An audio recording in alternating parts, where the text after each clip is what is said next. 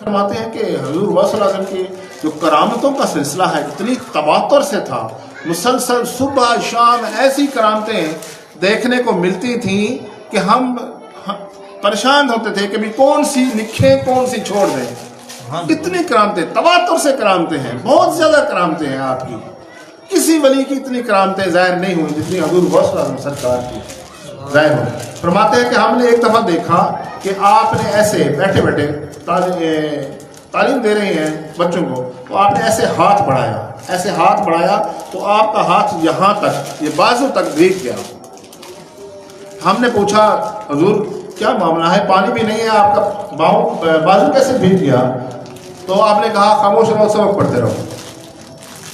پھر تھوڑی دیر ہوئی تھی، ایک قافلہ آن پہنچا. قافلہ آ کے جب حضور غوث اعظم سرکار کی خدمت میں حاضر ہوا تو انہوں نے عرض کی، یا غوث اعظم سرکار آپ نے تو بڑی ہی کرم نوازی کی ہے ہم پر.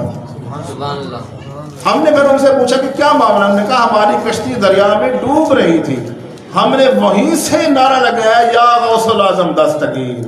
یا غوث الاعظم دستگیر کا نعرہ لگنا تھا. ہم نے دیکھا کہ ایک ہاتھ ظاہر ہوا جس نے کشتی ڈوبونے سے بچا لیا، کنارے پر لگا دیا. سبحان اللہ. اب بہت سارے لوگ کہتے ہیں یار یہ ایسی کرامات یہ ماننے والی ہیں. اللہ کے بندے مجھے یہ بتاؤ، قرآن پاک کی سورۃ نمل میں ذکر ہے حضرت سلیمان علیہ السلام کا.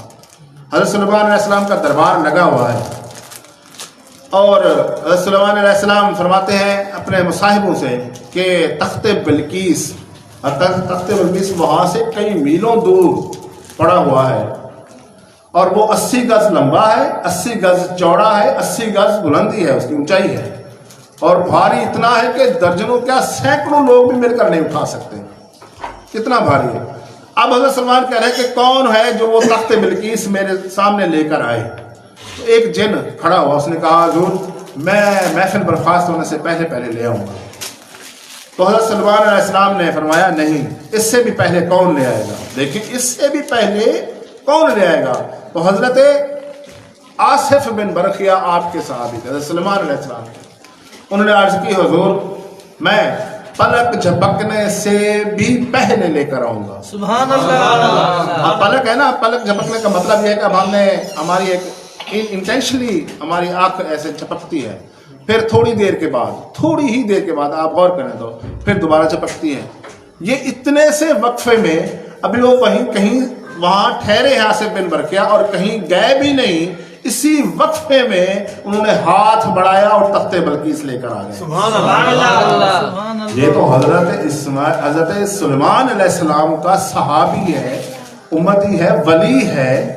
وہ اگر ایک ہی پل میں تخت بلقیس اٹھا کر لے آ سکتا ہے تو میرے آقا علیہ السلام کا ولی نہیں بلکہ ولیوں کے سردار کیوں نہیں بچا سکتے؟ سبحان اللہ. حضور غوث اعظم سرکار کو اتنی طاقت کیوں نہ دی؟ وہ تم بنی اسرائیل کے ولیوں کو تو مانتے ہو، جب حضور غوث اعظم سرکار کی باری آتی ہے ان کی کرامتوں پر شک کرنا چاہتے ہو؟ جب تخت بلقیس آیا تو حضرت سلیمان علیہ السلام نے پوچھا کہ یہ کیا ہے، یہ کیسے ہوا؟ تو انہوں نے عرض کی حضور ھذا من فضل ربی. یہ سارا قرآن پاک میں واقعہ درج ہے. ھذا من فضل ربی، یہ میرے رب کا فضل ہے. اور امت محمدیہ کے ولیوں کے بارے میں اللہ نے کیا فرمایا؟ وبشر المؤمنین ان لهم من اللہ فضلا کبیرا. فرمایا کہ اے میرے محبوب ان کو اپنے مومنین کو خوشخبری سنا دو کہ میں نے ان پر بڑا ہی فضل کیا ہے. بڑا ہی فضل، یعنی فضلاً کبیرہ. وہاں فضل ربی ہے، صرف فضل ہے، یہاں پر فضلاً کبیرہ ہے، یعنی کہ بڑا فضل کیا ہے. یعنی یہاں کے اگر میرے آقا علیہ السلام نے فرمایا کہ جو میری امت کے علماء ہوں گے وہ بنی اسرائیل کے انبیاء کے مثل ہوں گے، انبیاء کے مثل ہوں گے. یعنی کہ فضلاً کبیرہ کی وجہ سے اللہ نے خاص فضل کیا ہے جو اس امت کے اولیاء پر، اور جن کے تصرفات، جن کی کرامات بنی اسرائیل کے اولیاء سے بھی زیادہ ہیں. تو یہ کرامات جو ہیں یہ برحق ہیں.